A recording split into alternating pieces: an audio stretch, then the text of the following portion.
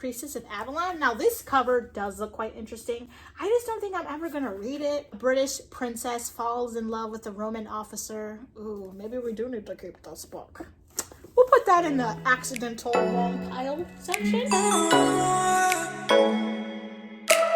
Hello Bookish Babes, and welcome back to my YouTube channel. I'm so very glad that you clicked on today's video to join me and bring you some amazing bookish content. And as you can see by today's title, I'm going to bring you my bookshelf organization again. I ended up getting a mystery book box, as you guys saw by the thumbnail. A lot of the books sucked, and so I need to unhaul a lot of things. I will post the footage here, my little montage of me organizing my bookshelf. I'm going to be unhauling The Resurrectionist of Calgo, and this is by Wendy Chimboli and Alicia Zalago, I believe is how you pronounce it. I thrifted this not too long ago, and I just do not plan on reading it, and so I'm going to be getting rid of that. I'm also going to be getting rid of The Housemaid by Frida McFadden. I started this last month, ended up DNFing it because it gave me too much anxiety, and I feel like reading should not give you anxiety, but instead it should make you excited and happy, and for me, this wasn't doing it. It's probably great, but for me, it just wasn't, so I will be getting rid of that. I will also be getting rid of The Family Plot by Megan Collins. Wow, I read this book. I hated it. It's not what I expected.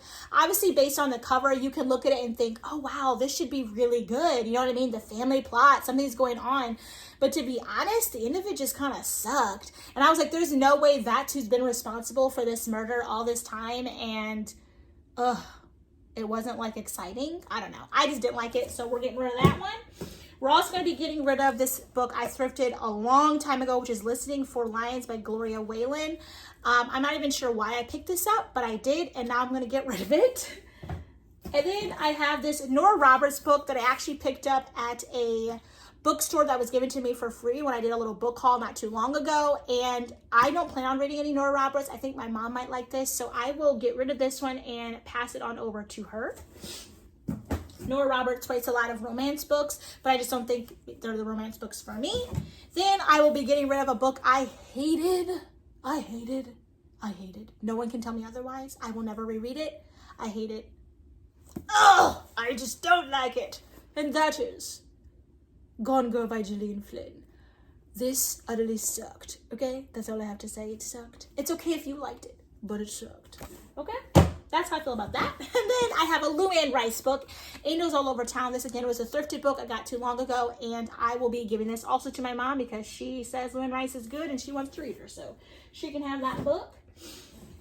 And then we have John Grisham, A Time to Kill. This was in the mystery book box, but I already had a copy, and so I will just be getting one of them because I don't need two. I have another Nora Roberts, which is also in this book box that I got, and this one is Happily Ever After. And I'm sorry, but the people on the cover and then Nora on the back, it's just not a vibe. I will never read this book, and so we will also give that away.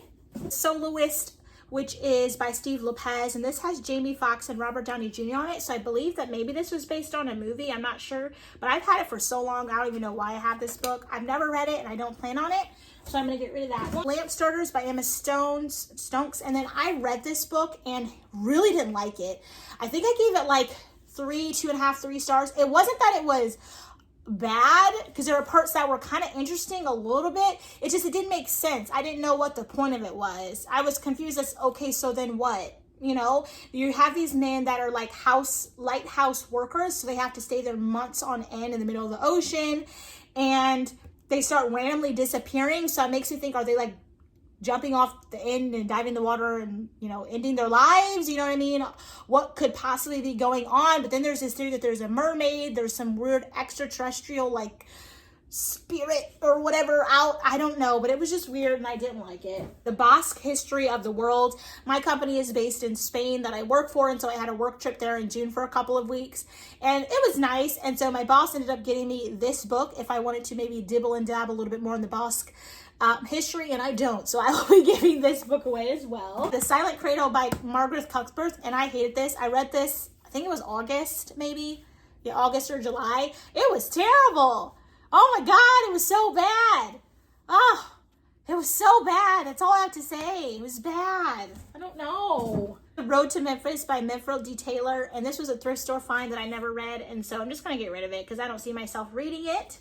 Flight of the Sparrow by Amy Belding Brown. I've had this for so long, really don't even know how I acquired it. I mean, I've had it before I even started reading, so I have no clue, but I'm not gonna read it. So I'm gonna get rid of that. Sammy Hills by Christine Gore. And I picked this up from the thrift store because it said on the back that the woman is a 26-year-old political analyst, and I got this when I was 26, so I thought it would have been funny to read, but I never did, so we're getting rid of it because we're not 26 anymore. Priestess of Avalon. Now this cover does look quite interesting. I just don't think I'm ever gonna read it.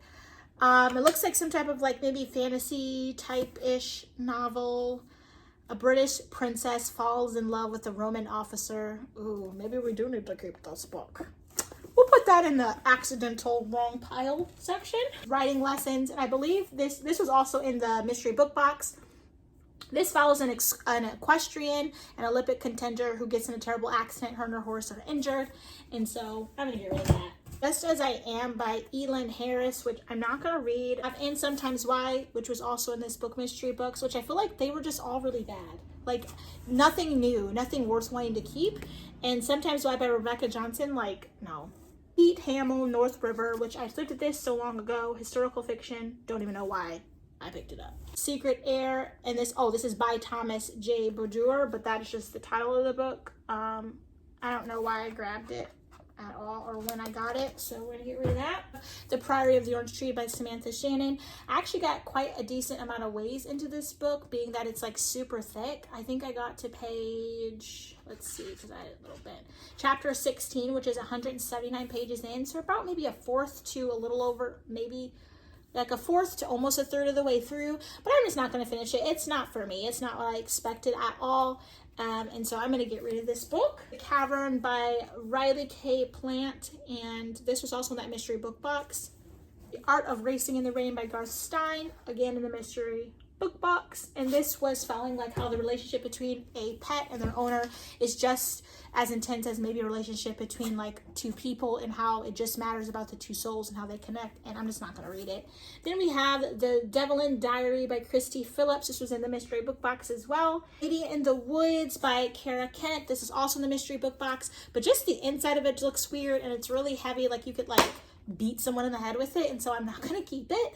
And this is when a wife and a husband move into the woods. The wife is really hesitant. She's pregnant. She starts getting comfortable, and then there's like dead deers on her front porch, weird sounds at night, and so it sounds like a thriller of sorts, but I don't want it. It's Whacked by Jules Asner, and this was also in that mystery book box, and absolutely will not read that. In Justin by Alice Sears, which kind of looks like a book someone would have in law school, like that they're like learning from, and so no, we're getting rid of that. That was also in the mystery book box, as well as Swipe Up for Secrets by Brigida Estelle Burgess, which no, we're gonna get rid of that too. We have Looking for Alaska by John Green, we're getting rid of, which was also in the book box. Also in this book box that we're getting rid of is Joshua by Joseph F. Grisone. Forgiving August, Where Do You Find Hope for the Future When You're Struggling to Break Free from the Pain of the Past by Dudley J. Delphs. True Believers. So those are all the books I'll be getting rid of. A huge hefty stack, if I do say so myself. And so now I think I want to dive into, after you saw me organizing, just kind of how I ended up doing the bookshelf and the ways that I thought worked best, what I thought is going to help me keep them organized, because like I said, I love books, I love buying books, and it's never going to change. And so with the space that I currently have in this apartment, I kind of have to make do. And so this is the best way I thought to organize, and let me show you. All right, to kind of start in this little section here, I have a good overflow of all my psych thrillers and mysteries. As you know, it's one of my favorite genres, and so I feel like I am going to have multiple cubbies of that. And this is the best way I thought to kind of mash it up and make it work, which is kind of stacking them that way. Then I can almost see every cover. Then down here below, I have all of my, I have a leaf I need to prune. Ooh, okay, got rid of that one. Sorry for all the plant moms out there who are like, what are you doing? Prune that plant. All right, down here we have middle grade books. And again, I have so many middle grade books. I didn't really know what to do, so my best thought was to stack them kind of like this to kind of help. And then over here we have all the hardcovers that I currently own, besides a few of them that I have on a shelf, which are the Great Illustrated Classics. And then in this shelving cubby, I have all my like romances, or all the ones, majority of them. Some of my other romances are in another section I'll show you in a minute, but we have romances here. And then we're going over to our first YA fantasy little cubby, which I have a good amount of them. And the second cubby is over here, more fantasy, sci-fi, YA. There's some adult couple in here, but that's basically what that is. And then down below, underneath, we have all of our like historical fiction and just like older books, whether they're books that I've had for a really long time, historical fiction, some books about books, some just regular fiction novels. And then we have the rest of our like psych, thriller, and mysteries over here. And then to go up on top of our little shelving unit here, we have the rest of our romances, and we have 2 middle grade books. And as you can see, I don't have my TV up here anymore because I decided to just get rid of it and put it away for now because I don't watch TV and I needed more space for my books, and books kind of have priority. So we have the East and West middle grade series that I just absolutely love and adore. It's so nostalgic for me. I have the Harry Potter books, the last 2 books in the C.S. Lewis series I haven't finished. I have this cute little middle grade Book Wanderers series, or Pages & Co. series by Anna James that I just love. Haven't read yet, but it's so cute. And then on my wisdom tree here, I have a couple books that I plan on reading soon, or I'm about to finish now, or I have no place for them, so I thought to stack them there.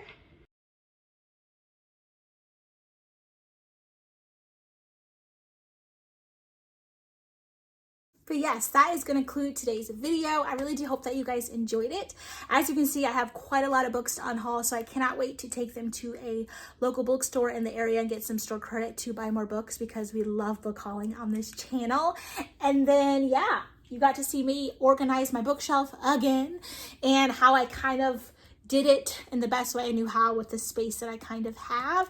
But I do really hope that you guys enjoy it, and that it brought you just any type of joy and happiness in any way, shape, or form. And if you have anything you want to say, leave it down below. I'd love to hear from you. And if you haven't already, give this video a thumbs up and hit your notification bell. Then every time I post, you can be notified, and subscribe and join this bookish fam, because honestly, we are so nice and we have so much fun together. And without further ado, I will catch each and every one of you lovely bookish babes in my very next